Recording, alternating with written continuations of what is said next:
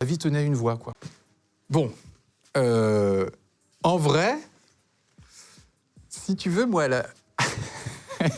c'est difficile pour moi de raconter ça parce que je vais raconter un truc que très peu de gens savent. Et je pense qu'il y a beaucoup de gens qui vont... je vais avoir beaucoup de conversations avec beaucoup de gens après ton émission.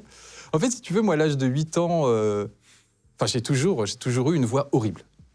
Vraiment une voix horrible. Une voix nasillarde. Mais bon. Et évidemment, on se foutait... les enfants sont méchants, hein, comme les adultes aussi, mais les enfants encore plus. Et donc, on se foutait de moi. Et on a déménagé, mes parents ont déménagé, donc je les ai suivis, et je suis arrivé dans un nouveau collège. Et je me suis dit, mais ça va repartir, quoi. Je vais me refaire démonter sur ma voix. Bon, bah, premier jour de la rentrée, je vais faire genre, j'ai une autre voix, quoi. Je vais transformer ma voix. Vraiment, hein, j'avais très mal vécu, hein, ce truc. Hein. Il faut quand même qu'on...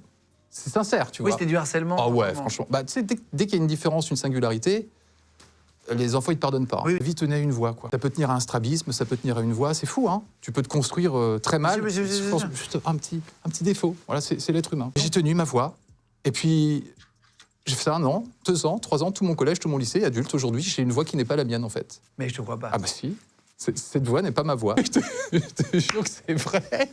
Je te jure que c'est vrai. C'est pas ma voix. Mais maintenant, c'est devenu tellement naturel. Pour moi, j'y pense 2 fois dans la journée. Mais...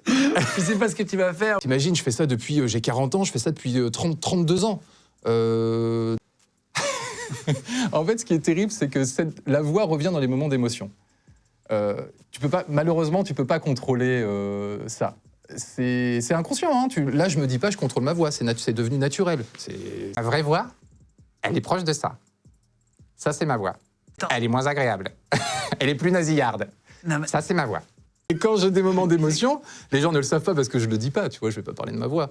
Non, mais c'est que tu as 2 positions, en fait, maintenant, naturelles. C'est exactement ça. Tu vois, là, quand je relâche, bah voilà, je parle comme ça. Et puis là, quand je me positionne autrement, je parle comme ça.